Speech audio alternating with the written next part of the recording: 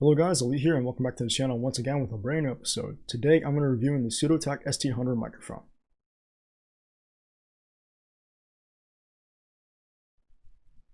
So this is a casual gamer's review. I will admit I don't know much about audio stuff really, other than the polar pattern, which is the most important detail you need to know when getting your first microphone. So this is the SUDOTACK ST-800 microphone. It's a budget microphone that you can get for just about $70 on Amazon. I'm pretty sure it won't go over that. I don't think it needs to. I don't think it should. But this is a good microphone for its price. So this is the box that it comes with, because obviously you got to feature the box.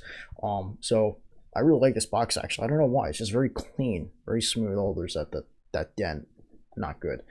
But other than that, we really don't need this thing. So what about this microphone makes it so great? Well, it's a all-around microphone that you can use for podcasting, streaming, recording, gameplay, commentary, all that sort of stuff. And that's just not the only thing. It comes with a windscreen and a pop filter. Look, most microphones, they don't offer that. You have to buy them separately. Insane. So it's really important when you're browsing on whatever online store that you're going to.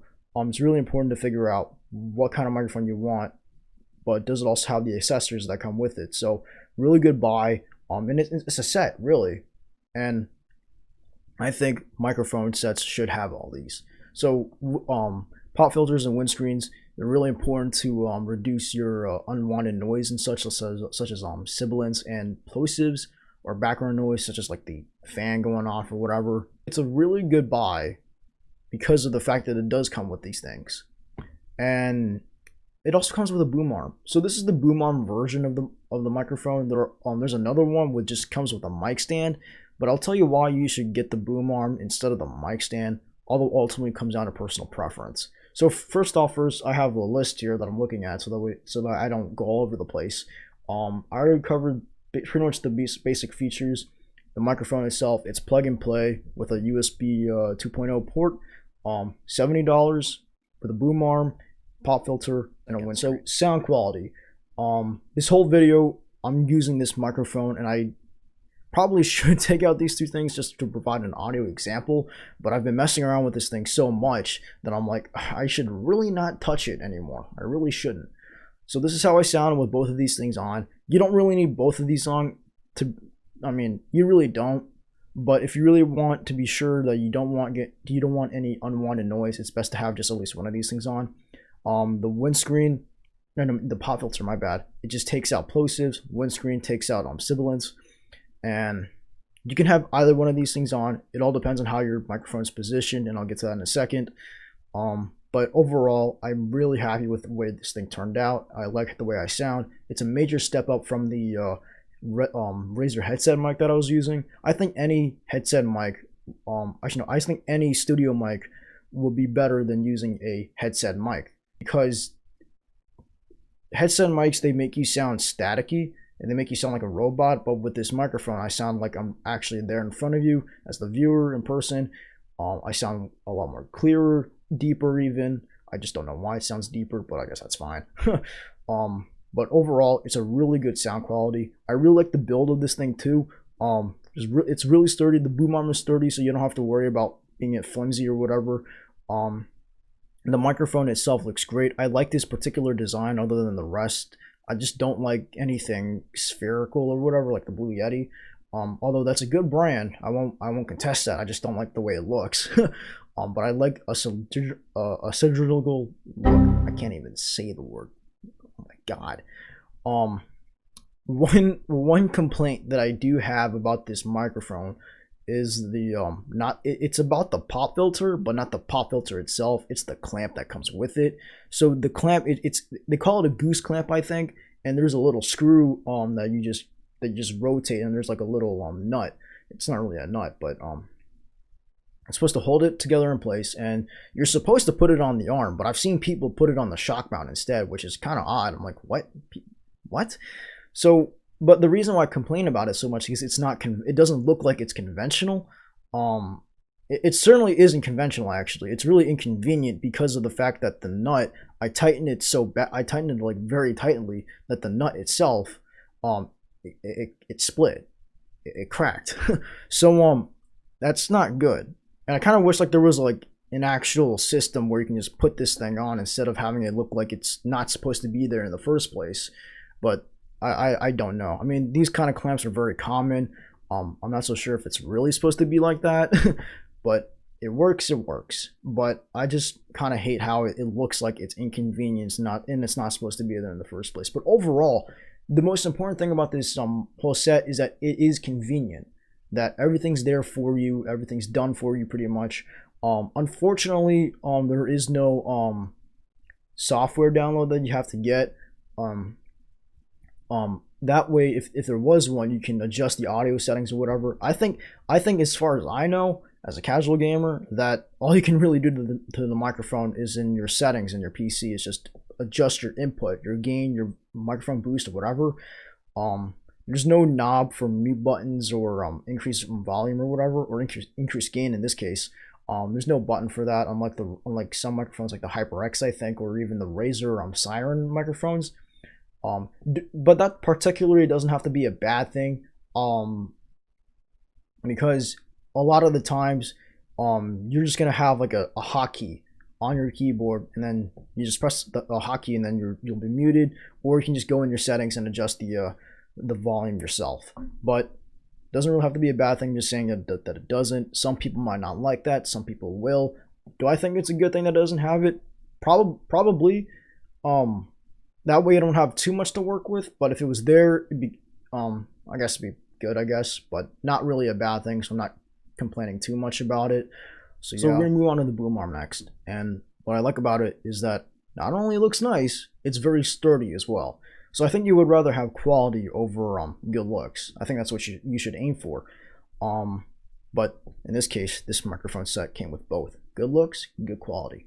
So I got the boom arm instead of a mic stand. So when you go on Amazon, there are two versions of the same microphone. You can get this thing with the boom arm, which is I have right now, or the mic stand. The reason why I got the boom arm was because its versatility, capabilities, and it's great.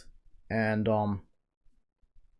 it just works well for me personally. So that way I don't let's just say I'm like pretty much back here,